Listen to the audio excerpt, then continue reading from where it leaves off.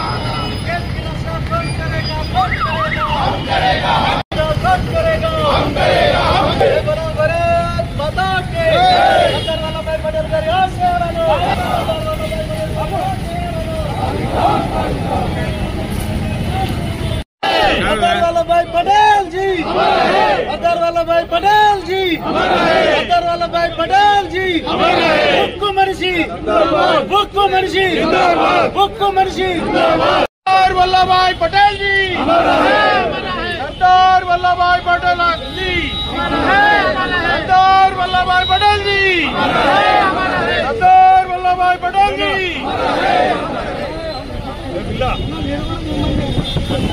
150వ జన్మదినం సందర్భంగా భారతీయ జనతా పార్టీ జాతీయ శాఖ రాష్ట్ర శాఖ ఆదేశాల మేరకు ఈరోజు యూనిటీ రన్ ఐక్యత ర్యాలీని నిర్వహించడం జరుగుతుంది. మరి భారతదేశం వివిధ సంస్థానాల పరంగా ఉన్న క్రమంలో సర్దార్ వల్లభాయ్ పటేల్ గారు అన్ని సంస్థానాలను ఏకం చేసి ఈ సంస్థానాలన్నింటినీ భారతదేశంలో ఒక జాతీయతా భావం ద్వారా భారతదేశాన్ని ఏకైక దేశంగా అయ్యేలా వారు ఏర్పాటు చేసినారు కనుక వారికి ఈరోజు జయంతి సందర్భంగా నివాళులు అర్పిస్తూ ఈ కార్యక్రమం చేయడం జరుగుతుంది. అదే రకంగా దేశం మొత్తం ఒకెత్తైతే తెలంగాణ రాష్ట్రం ఒకెత్తు. మరి ఆ రోజు నిజాం నిరంకుశ పాలనలో మగ్గుతున్న ఈ సంస్థానాన్ని భారతదేశంలో విలీనం చేయడానికి వారు చేసిన కృషి ఆపరేషన్ పోలో ద్వారా జాతీయతా భావాన్ని పెంపొందించడానికి, జాతీయతా భావాన్ని సమగ్రతను ఐక్యతను చాటడానికి కోసం వారైతే ఆపరేషన్ పోలో ద్వారా తెలంగాణ రాష్ట్రాన్ని నిజాం సంస్థానాన్ని కూడా భారతదేశంలో విలీనం చేసినారు కనుక మరి వారి సేవలన్నవి చిరస్మరణీయం. వారిని గుర్తుంచుకోవాల్సిన అవసరం ఉన్నది కనుక ఈరోజు ఈ కార్యక్రమం చేయడం జరుగుతుంది. యావత్ భారతదేశంలోనే జాతీయత ద్వారా రాజకీయం చేసే రాజకీయ పార్టీ భారతీయ జనతా పార్టీ కనుక సర్దార్ వల్లభాయ్ పటేల్ గారు ఏ పార్టీ వ్యక్తి అయినా సరే జాతీయతా భావంతో ఉండే భారతీయ జనతా పార్టీ వారిని గుర్తిస్తుంది, వారిని గౌరవిస్తుంది, వారిని హత్తుకుంటుంది.